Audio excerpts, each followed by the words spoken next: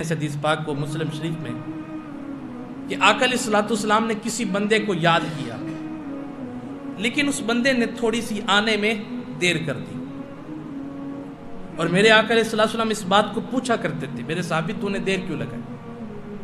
ایک صحابی مسجد میں نماز پڑھ رہے تھے اور حضور پاک اپنے حجرہ میں تھے، تو آقا علیہ الصلوۃ والسلام نے محسوس کیا کہ میرا کوئی صحابی باہر نماز پڑھ رہا ہے، تو آپ نے اس کو آواز دی، لیکن انہوں نے آنے میں دیر لگا دی کیونکہ وہ نماز بولے بھائی پڑھ رہے تھے۔ جب سلام پھیرا پھر اٹھ کر حضور پاک کی بارگاہ میں، حضور پاک نے پوچھا تو نے دیر کیوں لگائی؟ عرض کی یا رسول اللہ صلی اللہ علیہ وسلم میں نماز پڑھ رہا تھا۔ میرے حضور نے فرمایا کیا تو نے قرآن میں یہ نہیں پڑھا کہ جب تمہیں اللہ اور اس کا رسول بلائے ہر چیز چھوڑ کے پہلے ان کی بات سنو؟ تم فرض نماز بھی پڑھ رہے ہو، تم پہلی رکعت میں کھڑے ہو، تم دوسری میں کھڑے ہو، تم چوتھی رکعت کے دوسرے تشہد میں اور آخری تشہد میں بیٹھے ہو اور سلام پھرنے والے ہو، تو سلام کا انتظار نہ کرو بلکہ وہیں پہ نماز چھوڑ کے حضور کی بارگاہ میں آ کر بات سنو۔ اور یہاں پہ ایک میں نقطہ پیش کرتا چلا جاؤں، اگر آپ دوران نماز آپ کا وضو ٹوٹ جاتا ہے، آپ تھے تیسری رکعت میں، کس رکعت میں جی؟ تیسری میں، تو آپ وہیں پہ نماز کو چھوڑ کر کسی سے کلام کیے بغیر جائیں، اپنی حاجت پوری کریں، وضو کریں، اور وضو کر کے آ کے وہیں سے اپنی نماز کو پورا کریں۔ تیسری رکعت میں تھے تو تیسری رکعت سے ہی شروع کریں اور سلام پھیریں، یہ ہے طریقہ۔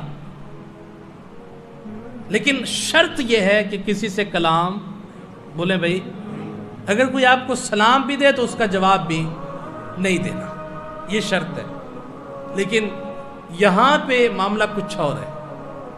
آپ تیسری رکعت میں کھڑے تھے، کائنات کے تاجدار نے آپ کو آواز دی، حضور علیہ الصلوۃ والسلام نے آپ کو بلایا، آپ نے تیسری رکعت چھوڑ دی، حضور کے پاس گئے، حضور سے بات کی، بات سنی، بات سنائی، حضور نے آپ کو بازار بھیجا کوئی چیز خریدنے کے لیے، آپ وہ چیز خرید کے لے آئے، دکاندار سے بھی بات کی، راستے میں کوئی بازار میں ملا اس سے بھی بولے بھائی چپ کر روزہ رکھ کے تو آپ نے جانا نہیں، بات تو کرنی ہے، کوئی سودا لینا ہے تو بولنا بھی ہے۔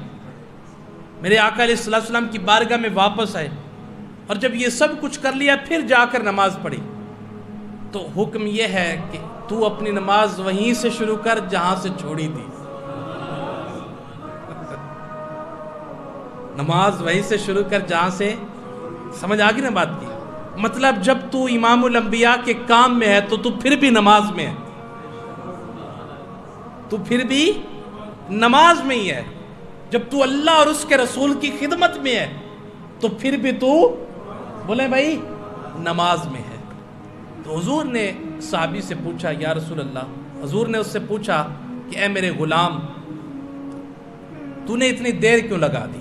میں نے تجھے کافی دیر سے بلایا ہوا ہے۔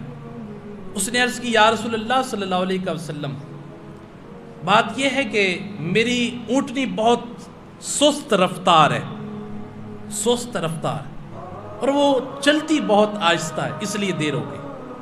میرے آقا علیہ الصلوۃ والسلام نے فرمایا کہ اونٹنی کدھر ہے؟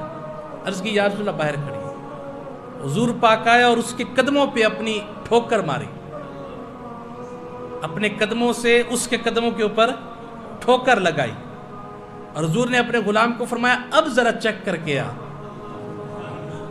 نہیں سمجھ رہے آپ لوگ؟